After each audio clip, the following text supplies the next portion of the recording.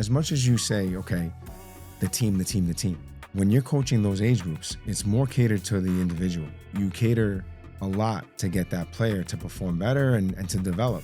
And you do it within a team concept. You want the team to be successful, but I think the more important thing is that player. And it was fun. It was fun to see that level of those kids getting better, those kids playing the right way. Not everybody's going to move on. Not all these players were going to move on and play past high school, but that wasn't the point, right? The point was to get these kids better and better each year and continue to grow their passion for the game.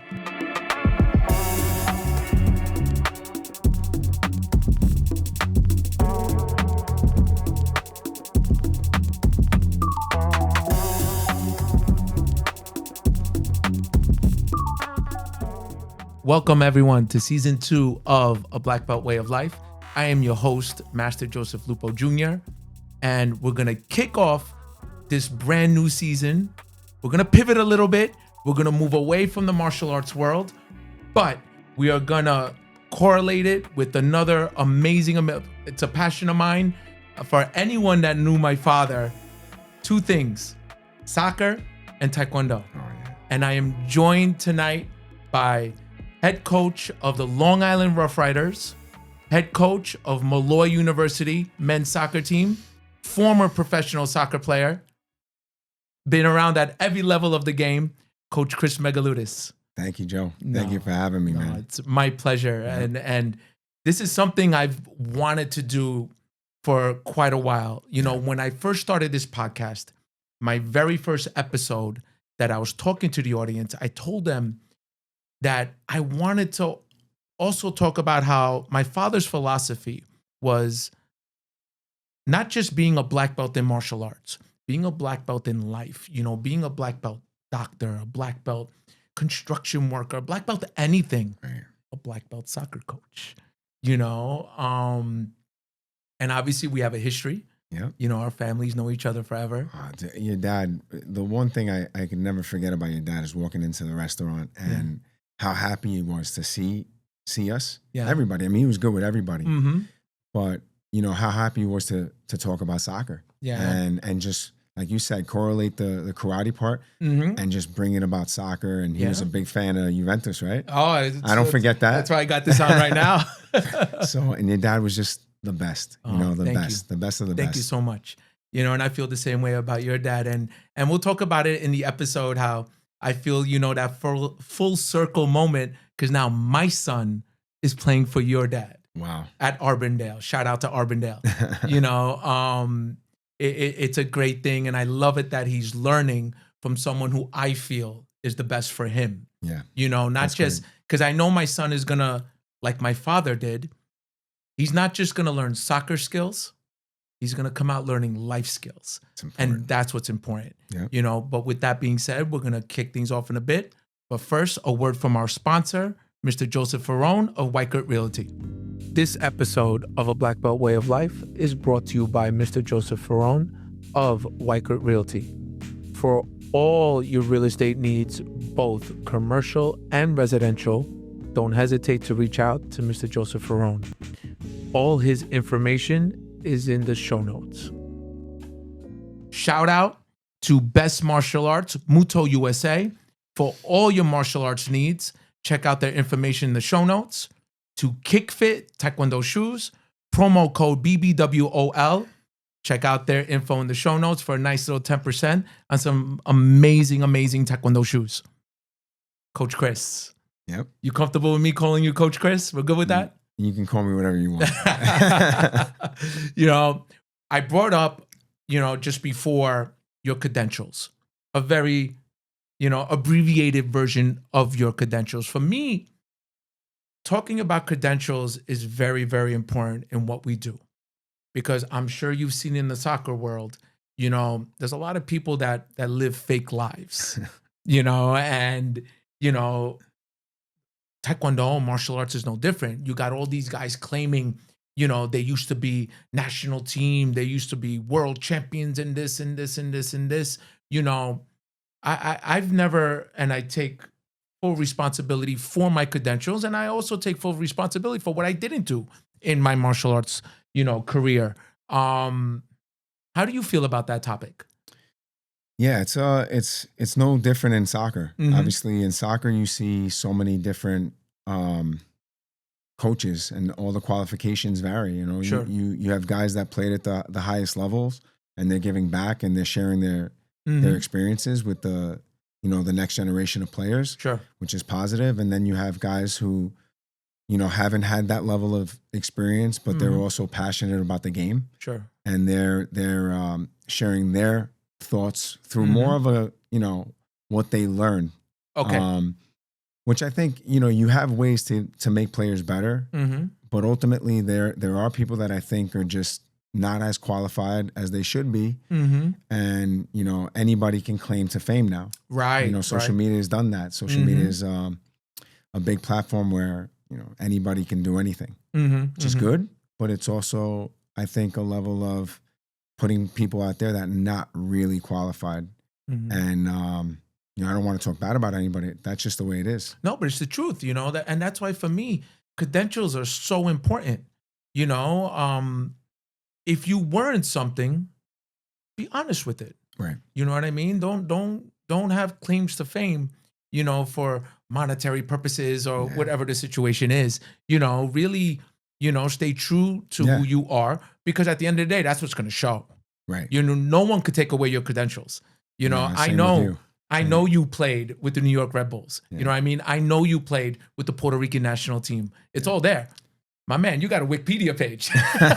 Anybody can be on Wikipedia. That's man. true too. That's I true was too. I was True debating somebody yesterday about that. story. True 'Cause- story. But yeah, no, look, I think that your highs are high, your lows are low, right? Mhm. And then at the end of the day, what we learned from our parents, what we learned our values growing up, we were lucky to have volunteer people Sure. that just they really grew a passion for the game. They weren't getting paid. Mhm. There was no monetary anything like that. Sure. They knew the game, Mm-hmm. and they just wanted to give back. So that for me was is a big thing for me. Now soccer's a huge business, huge. Massive. And it's grown. You see more kids playing, which is great, but at the same time, you don't know if they're doing it for the right reasons. Mm-hmm. If it's money making, anybody can make money, like we said. But I love when coaches, and I see coaches, and myself, I'm not claiming to know more than anybody, because Mhm. that I try to learn from so many different We're coaches. forever learning. Yeah. We're always students first. Yeah, and there are so many people that I do learn from, and I really do value their knowledge. And when I was at Adelphi, Mhm. unbelievable coach, Gary. Gary's a guy who's been in the game for so long, and his understanding of the game, it was so great to learn from him. Mm-hmm. And there's many more guys like that, but in terms of seeing coaches and what they can bring to the table, I always try to look at the positives. Right. So it's good to see guys that are really doing it for the right reasons. Mm-hmm. But I love to give back. That's the thing for me. I love seeing a 5, 6, 7-year-old gain passion for the game. Mm-hmm. That's important to me, Sure. because that's the start of their journey. Yeah. So now you brought up some excellent points, and now we're going to bring up the start of your journey. And I find a similarity with myself, because our first coaches, my first ever coach in Taekwondo, and also a big part of me moving forward, was my father. Yeah. And now your father was your initial coach. My mother was my best coach. That's a good one. I like that. Yeah. I like that. Exactly. But my dad, and your dad, Mm-hmm. they were the type of people that did it for the love. Right. They showed us from a young age, not just like you said, the passion that they had for the the sports, Mm-hmm. but also understanding how the journey's supposed to be meant to be, for fun, passion. Right. Showing us those examples from the players playing professionally, Right. in your sports, and really idolizing those guys to a point where you grew that passion. Mm-hmm. And our parents were huge. And he was my first coach, obviously, but he was important to me because he did for me a lot, and it wasn't any pressure, it wasn't anything. He told me when you were doing things right, but he also obviously when you didn't play well or you didn't have a good game, he explained it in a way that I think is, like your because dad. there was no favoritism. My father, No. especially, was very big on that. There was no favoritism. No. When we went to competition, I didn't get no special treatment. Yep. Especially during training, there was never special treatment. If anything, there were times that I was like, Dad, you always have to make me an example, and I'm sure you got a lot of that too. Yeah, no favoritism. There was always a level of, he was coach, and your dad the same thing, was coach, but team first. If I was playing bad, I was the first one off. Right. Right. But the journey really began, the passion and stuff began through street soccer. Okay. It doesn't no longer exist really too much, but we grew up, and we were fortunate to grow up around, older parents that we were the same age, around kids that age. We grew up in Astoria, so the park was right Queens there. Born and raised, I love it. And that was still, believe it or not, I think we're the last generation that you could leave your kids out in the street. True story. And so we found ways to play every single day, and we were playing on the street, in the park, with our parents, and the parents knew the game. So, and then you jump into, some games that you saw in the park. And that was for me, the journey, the real journey beginning was not even being coached, was just getting on the field and playing and learning from those older players and, right. People who knew the game. Now, who was your inspiration growing up? As a player? Yes. Or to watch? Yeah. Ronaldo Brazil. R9. There you go. Yeah, that was posters everywhere. The example he set, because you look at him, I don't know he was a big party guy and think off the scenes. Sure.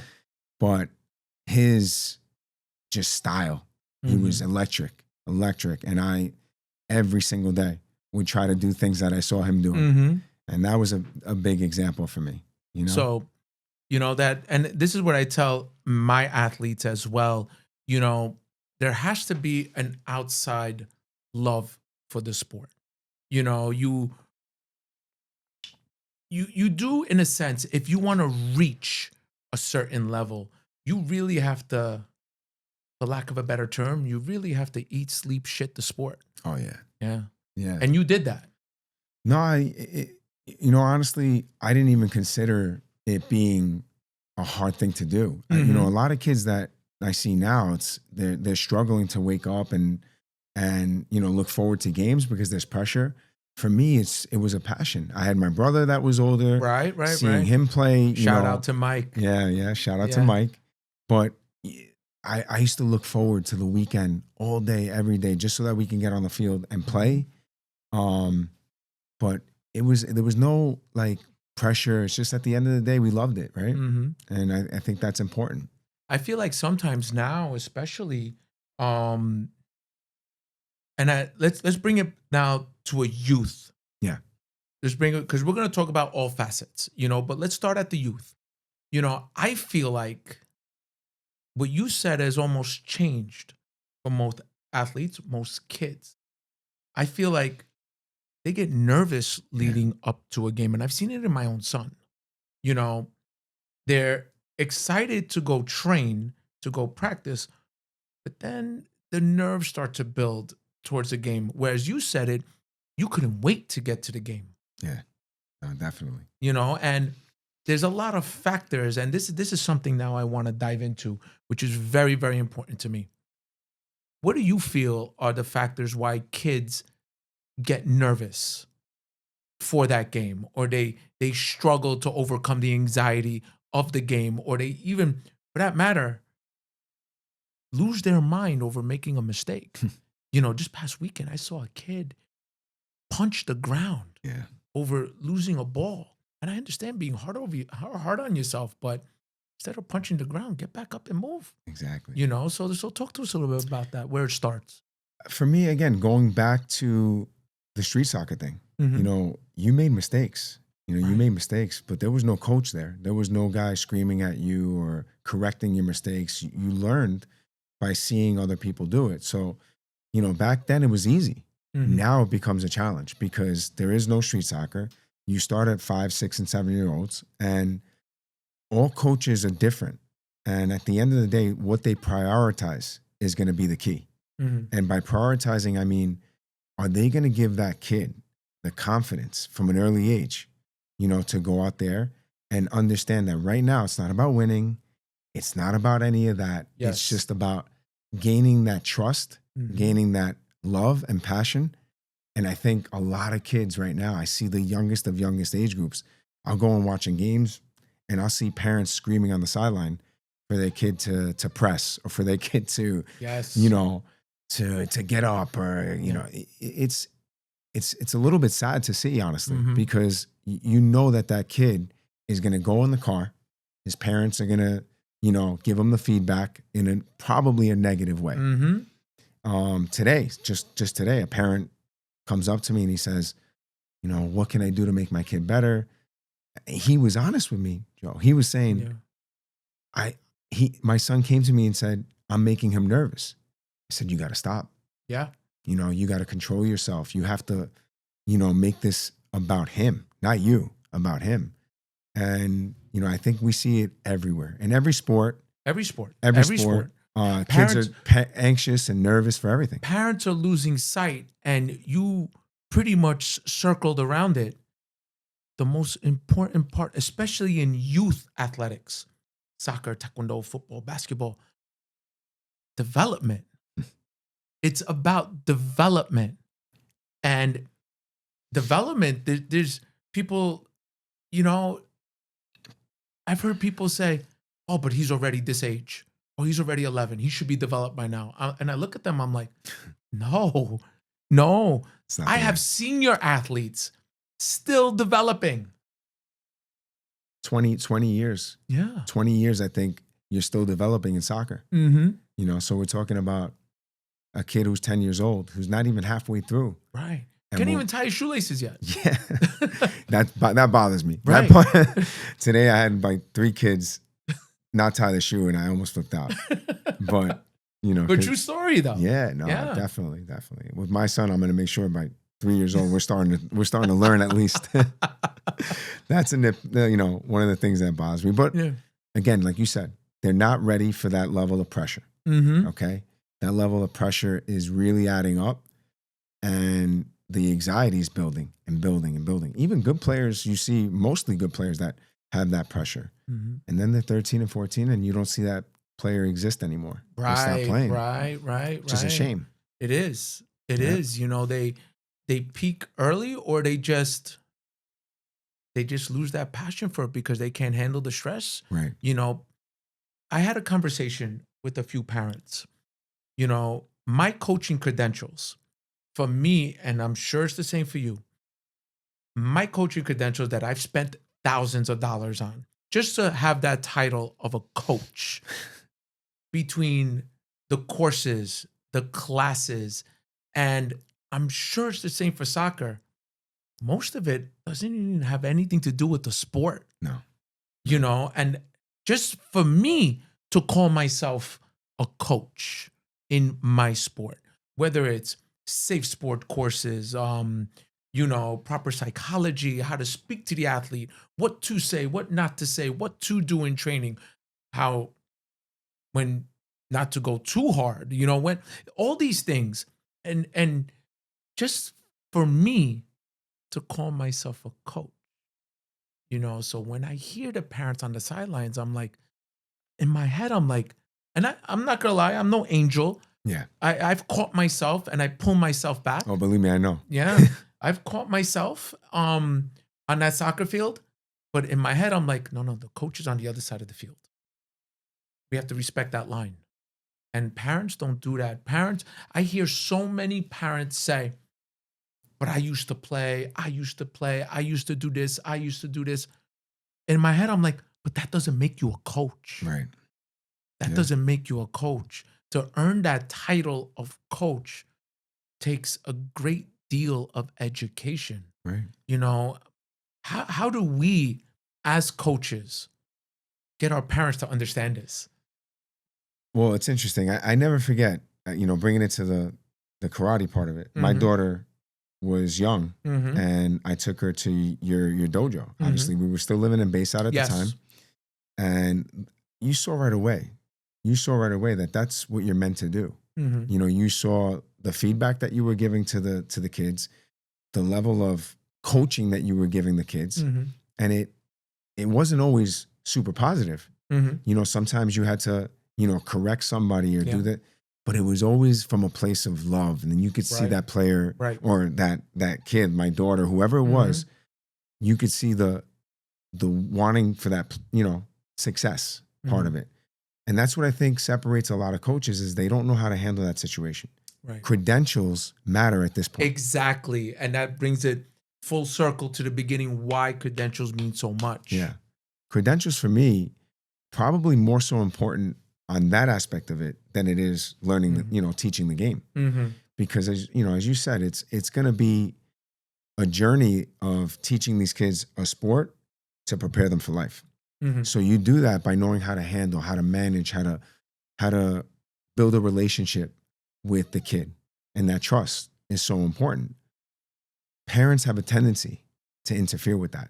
Right. And that's where it gets tricky because, you know, there are people that I see, even close friends of mine that played the game that will go and interfere with the coaches, you know, ways of doing things. And it's an all around mess, Joe. It's an all around mess where there's a lot to look at, but I think credentials, going back to credentials, will help not just the coach with the relationship with the player, but the coach also setting an example with the parents, a parent meeting in the beginning of the season, setting the expectations, setting your code of conduct, what you're willing to compromise or not. I've been in a situation where, you know, we had our beginning of the season and it was all about, these are my ways of doing it. And if it's not good enough for you, then the door's there. Right. Because I knew. Because you have to establish that. You have to establish that, you know, and I like to call it, because I say it all the time with my team, when I have that beginning of the year meeting with them, I tell them straight out, there's one chief and lots of Indians. Yeah. And that's the only way we're going to make this function. It's not said out of a place of ego. It's said out of a place of that we're setting a standard. Yeah. And if that standard is not set from the get-go, parents, unfortunately, have a habit of living vicariously through their children. Yeah. You know, and they forget, as you put it, is it for the parent or is it for the kid? Right. Right. It's and it's coaches too. Coaches have that level of an ego that it goes both ways. It goes both ways. Yep. And then parents, and they get sucked up in the winning aspect of it. They get sucked up in the performance. Right. Your kid has a bad game, it's the end of the world. Your kid makes a mistake, it's the end of the world. I see coaches get on players for that. I see parents, you know, yelling and screaming at their kids. You know, this is meant to be about them, and they're supposed to screw up. Right. They're supposed to make mistakes. Right. And then how you correct that is going to be important. It's not about falling, it's about getting up. Exactly. Yeah. Exactly. And I think that I see it and you see it in every different way, that how it's handled will make or break that kid even continuing, forget about playing at the next level or whatever, will make or break that kid's longevity in the game. So it's a tough subject to talk about because there's so many different ways of coaches and how they handle it and parents, how they handle it. But you and I see on a daily basis a weekend of just disastrous interactions between parents. For sure. Like I told you before we went on the air, you know, during the summertime, 2 of my son's summer league games ended early over parents fighting. Ended early. And I stand there and I'm like, what are you doing? Now, you're that kid that your father got thrown off the field. Right. Like, what example are you setting? You know, it's tough, you know, and again, I hear it, you know, on the sideline, parents always talking about, but I paid this much money, I paid that, but still, and I explain it to the parents. Yes, 100%, nothing's cheap, you know, and it's only getting worse. That's a whole nother topic, right? Exactly. It's only getting worse. But even that financial commitment still doesn't give you a right, to supersede your child from developing. Oh, yeah. I mean, you see it all the time. Parents will come up to you, the anger in their face when a performance, the team performance, the individual, their sons, their daughters, whatever it is, you see the anger in the face. And I always say, don't talk to me right now. Yes. Wait 24 hours and we'll talk. Yeah. And we'll have a real conversation. And I'll only make it where it's like one or two instances like that. Because if you're going to repeat, you're never going to be happy. This isn't the place for that. You don't want to have that experience for the kid. The kid always sees the coach and the parent fighting. That's the worst, Joe. The worst is when the kid sees fighting or he sees his dad yelling at the referee, at the coach. That's why. So, you always tell these parents 24 hours.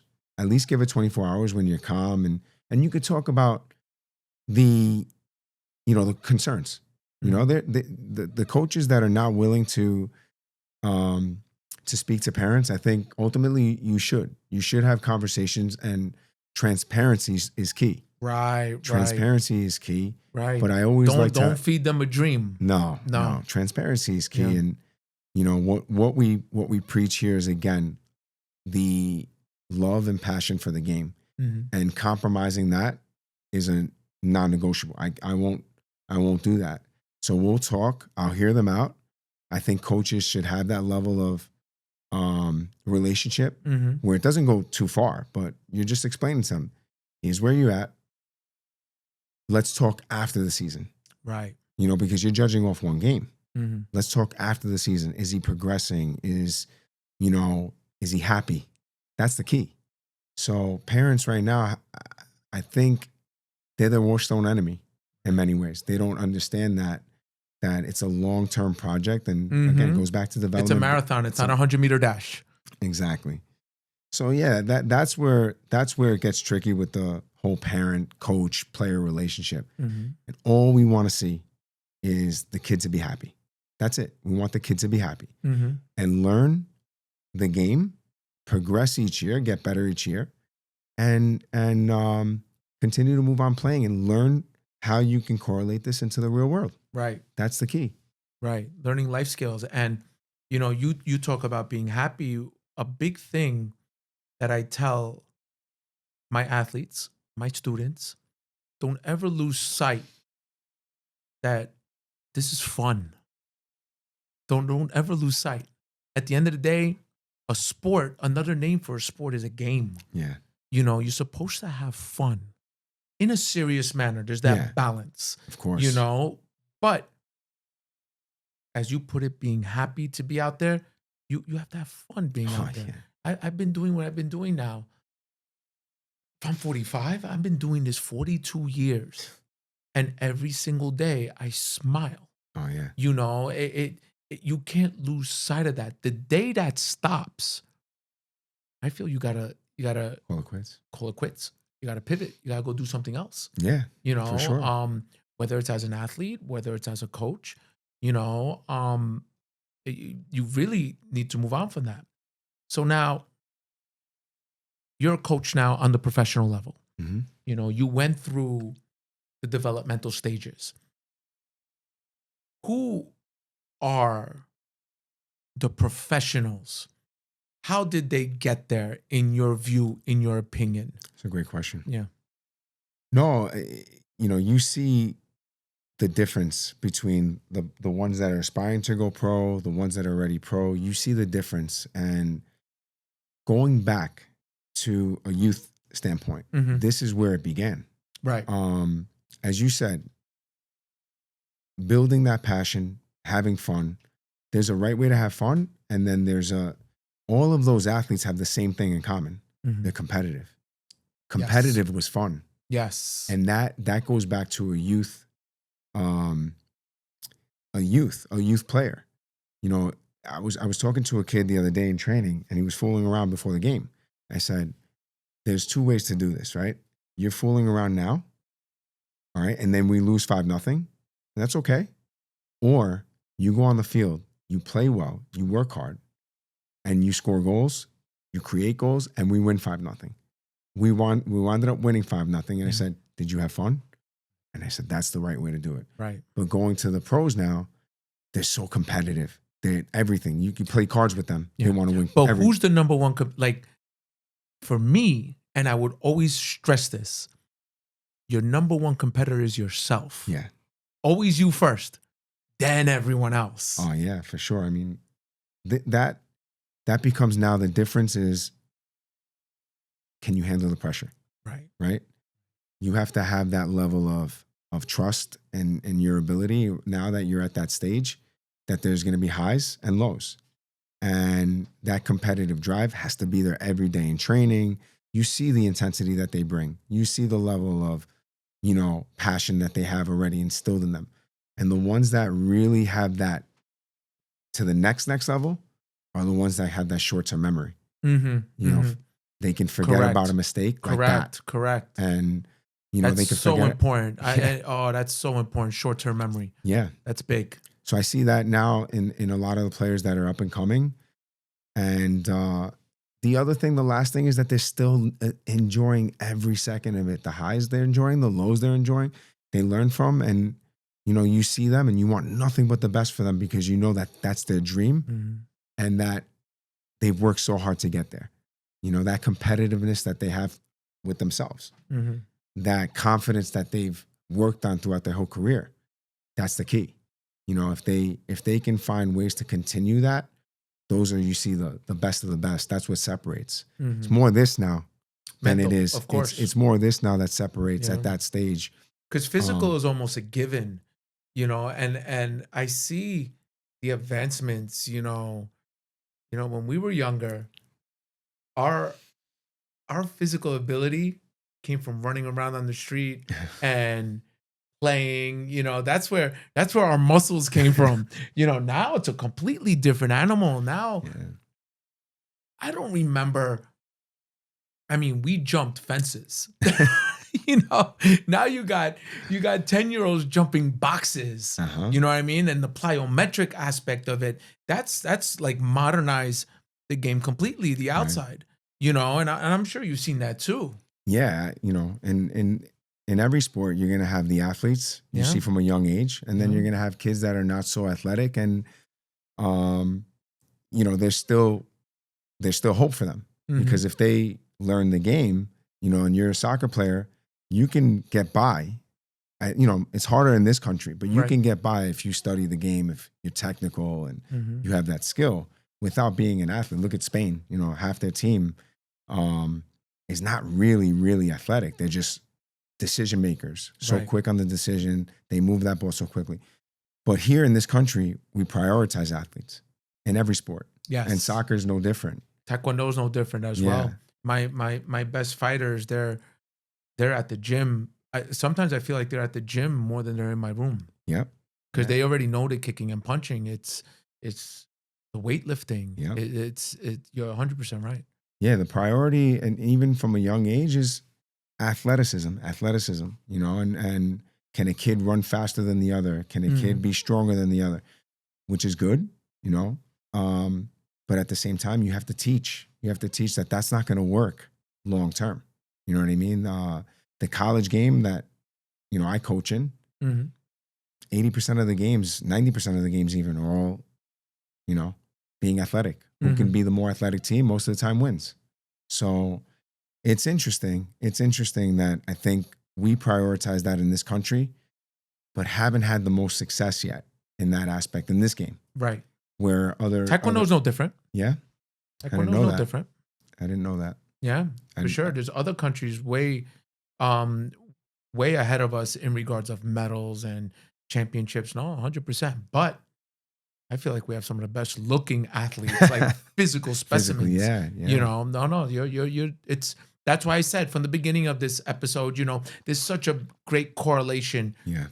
And now that we're on this topic of the country, in the United States, it is a pay to play system.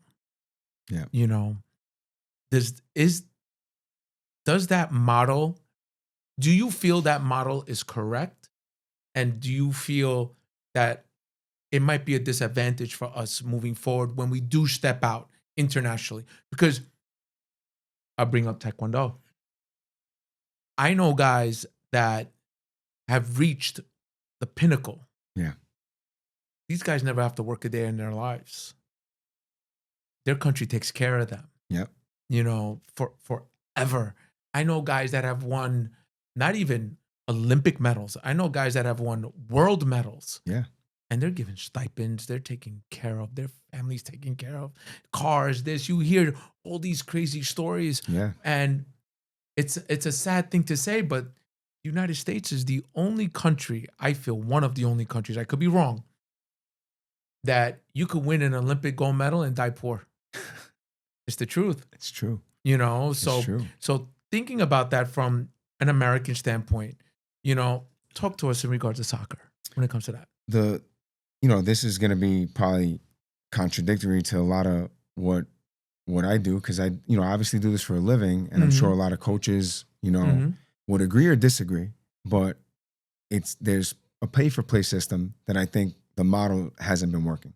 But at the same time, I do understand that there has to be some form of payment to whatever the case is. I get it. Listen, I own a martial arts school. People pay me tuition. That's how I support my family. You support your family through soccer. Right. Yeah. But the taking advantage is different, man. That's exactly the thing that bothers me, man. There Soccer shouldn't be $5,000-$6,000 a year. Soccer, for me, at this stage, soccer shouldn't be even more than $1,500 a year. Right. That for me is a way of just like, okay, I know it's still a tough ask for people, but at the same time, it's a reasonable number where the parents can, in payments of monthly things can get by. I'm much the same. $6,000-$7,000, and then you turn it to tournaments, and the youngest age groups are already spending $10,000 a year. How does that make sense? Then it just doesn't make sense to me, the taking advantage part of it. But it goes back to now, who's coaching that kid? What am I getting in return for spending that money? It doesn't matter to me. And that's where the credentials, going back to it, is so important. Yeah. When you're spending that kind of money, there has to be value to it. Pep Guardiola could be coaching my kid at that age, and $10,000 would be unreasonable. Right. Because I just think it's so important to have the value of that kid starting off the right way, okay, but not breaking the bank. Not breaking the bank, man. And I feel for these kids, these parents, because you see, people can afford it. They find ways. You see your kid, you want your kid to be happy. Yeah. But I think the taking advantage part is just, I don't get it. Listen, I see it in, I say it all the time. I'm that classic mom and pop martial arts school. Yeah. And I've put an athlete on the national team before. Yeah. And I'm just a mom and pop place. But you have other places that are those big change, and I hear it, parents spending $400 or $500 a month. And my sport is amateur. Yeah. My sport's not even professional. It's amateur. Yeah. Parents spending $400 or $500, coaching fees for these tournaments, that tournaments. I don't do any of that. I believe in, the marathon, and if your child becomes great in our sport, fantastic. Yeah. There's no greed aspect to it, but I completely understand what you're trying to say, because I see it, unfortunately, at a young age. My son is only 11, and I'm seeing these parents pull their kids from teams because they think this team is going to take us to the next level. Yeah. Where my mentality is like my mom and pop's martial arts school. If you're good, you're good. Yeah. Whether you play for the local team or you play for the quote unquote academy team or whatever names they have now, pre-academy, this pre-travel,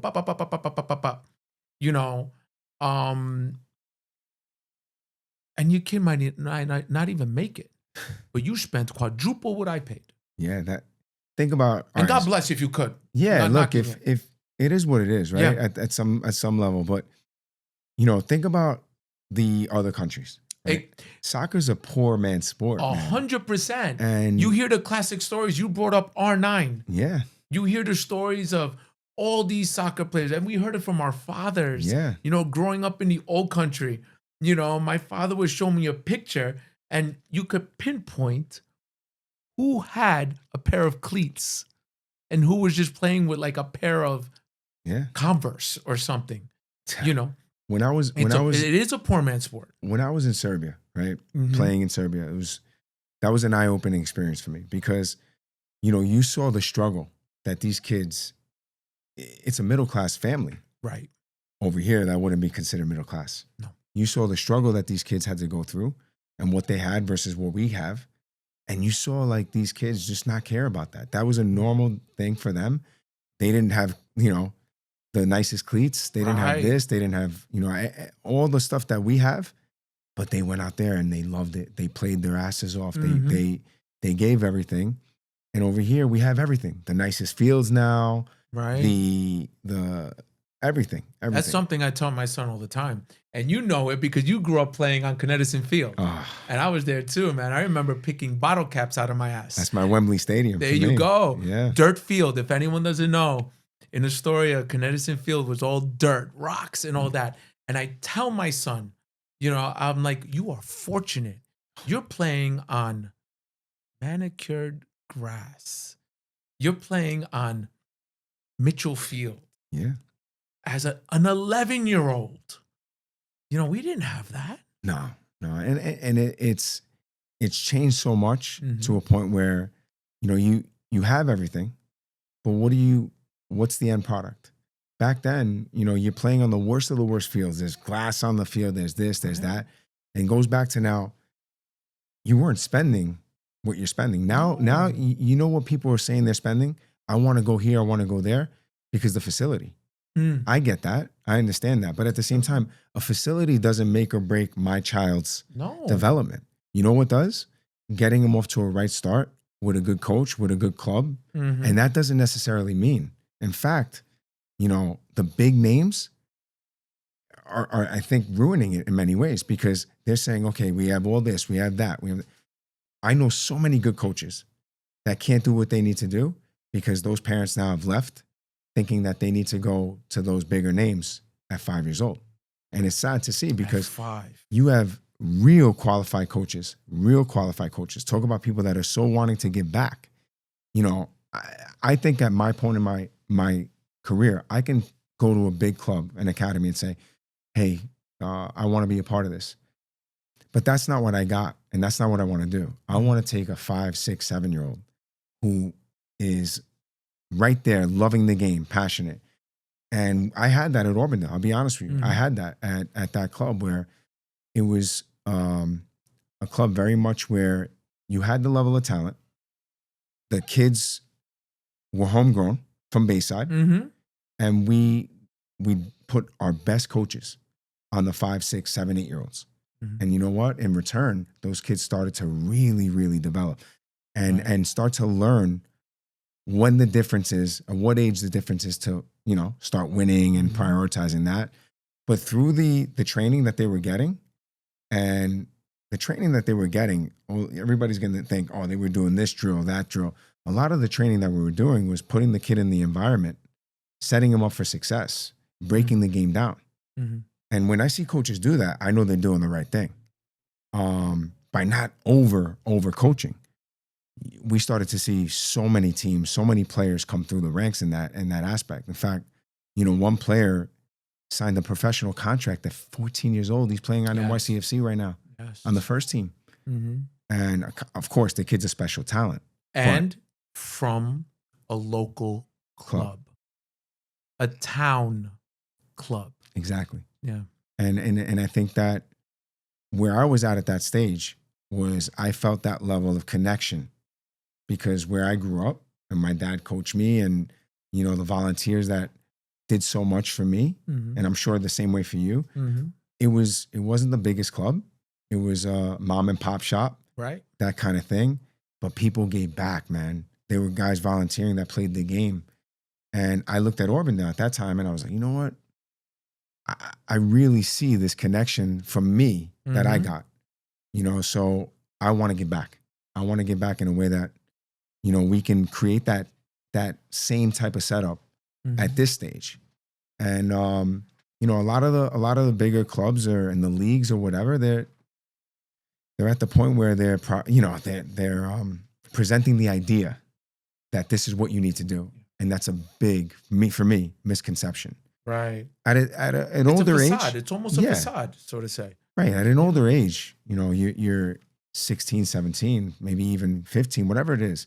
That might be a different story. Maybe the resources at the local club might not be there, and that's the time where a kid can handle that level of change. But at that point, and I've had that, and I've said this many times to other coaches, if I have that special athlete that I know are at a point that, you know what, you might need to move here. Yeah. I will be the first person absolutely to make that phone call and say, you got to go over here. You need bigger than me. Yeah. And I will be so happy for you. Exactly. Yeah. Because that's what our job is. That's the most rewarding part of it. Right. Is letting go. Being part of that journey. Yeah. Just part of it. We don't have to be the journey. Exactly. We could be part of it. Yeah. Letting go when it's time. Mm-hmm. When that kid is ready. But how many players, how many students have you seen go too early? Right. Come back or not come back. Go to the next thing.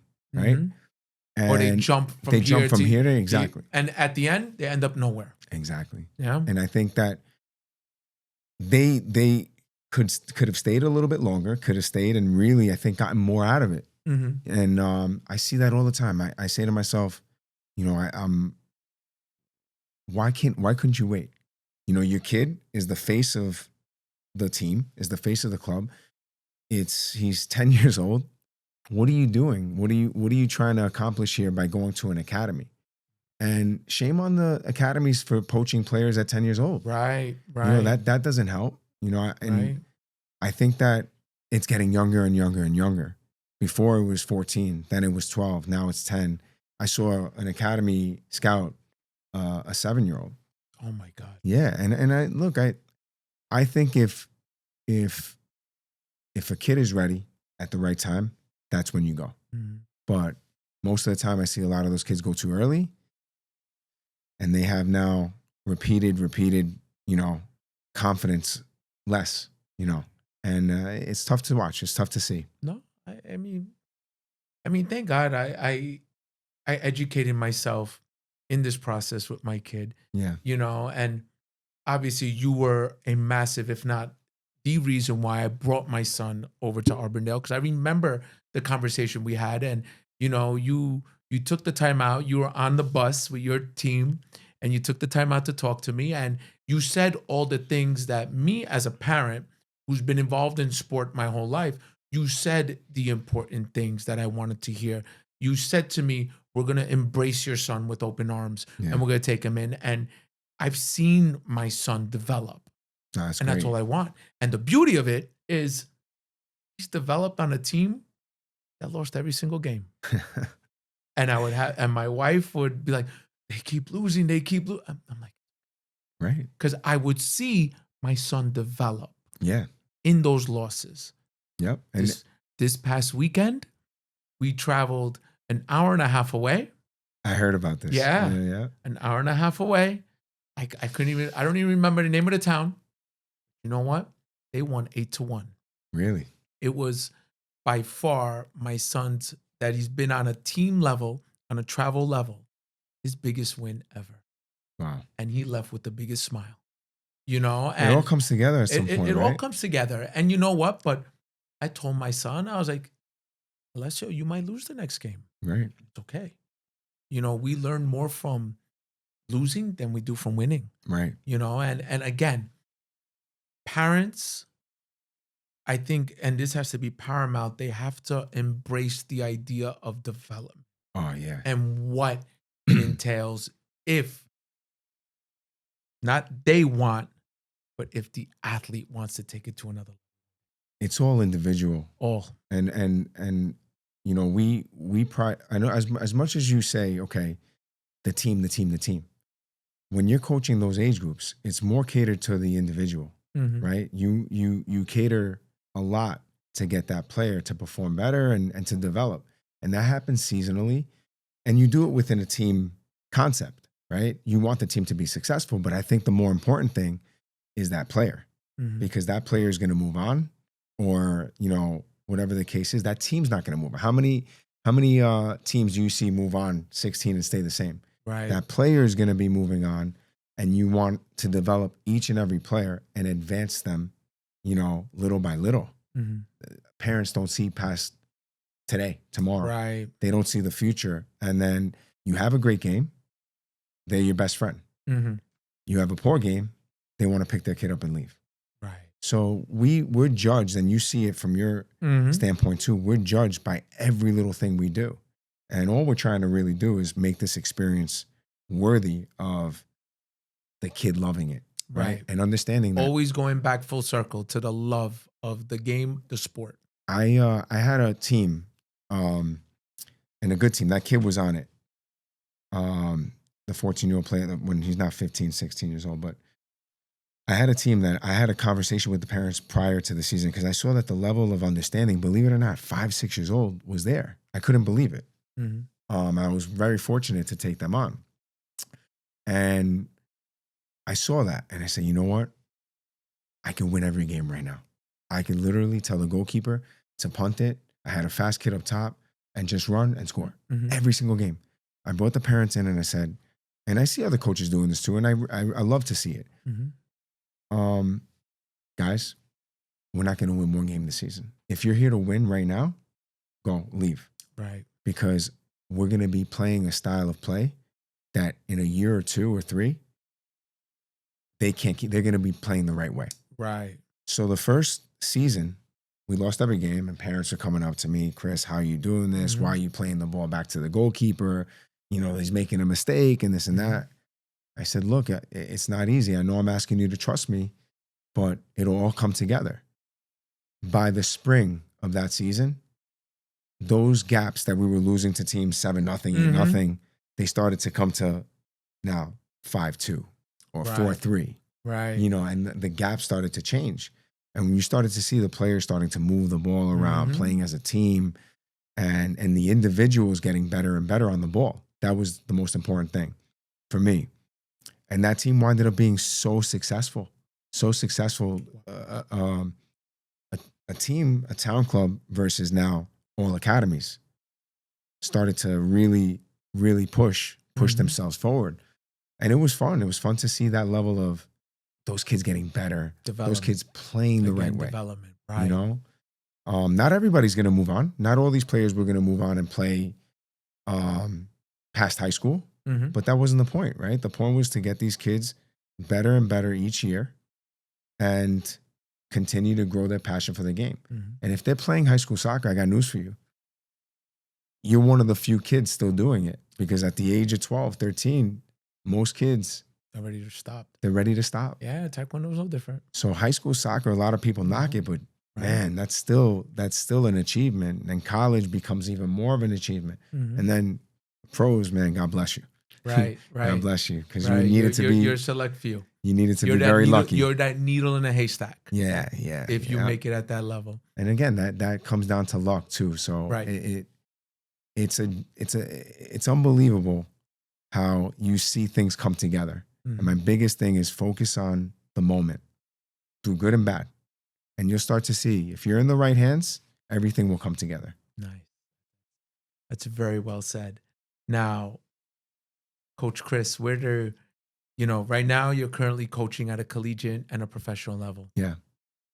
Where do you still see yourself growing? I honestly don't know. Really? I don't know. I'm enjoying every second of where I'm at. And I really don't think past where I'm at right now. Really? I know that's maybe not the right thing to do, but when you're enjoying something, I love that. I love that. I don't know where I'm going to be in 2 years. I love that feeling of hope that there's going to be something, bigger and better. But right now I'm giving everything I have because I love this game, everything I have. And I a lot of people aren't happy where they're at. I wake up some days and I'm like, gee, what am I doing, man? What am I doing? How am I really meant for this? Right. I look at my bank account, I'm like, oh my God, man. And then, but when you enjoy something and when you love and you have that passion, that overrides everything. True. And you know it. You've lived it. 100%. You have that level of understanding to it from what you're doing. And I love to see it.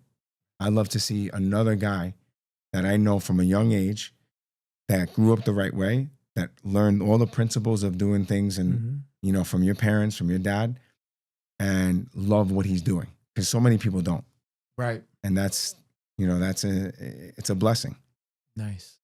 No, that's perfectly said. And it's a great way to, end this episode, on such a high note, such a positive view on, sports and parents. I really hope you're tuning in and really embracing everything that we spoke about. We're not insulting you, parents. No. I'm that too, and I catch myself, like I said, making that mistake, but we learn more from our mistakes than anything else. Because at the end of the day, we do this for our family. We do this for our children the same way our parents did for us.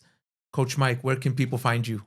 If they want to learn more from you, if they want to just reach out to you, or maybe even go see Molloy play or go see the Rough Riders play, talk to us. Yeah, I mean, right now I had to move to Belmore. We moved to Belmore, and I'm coaching at Massapequa Soccer Club. I'm doing the same thing, working with little kids. I'm enjoying it.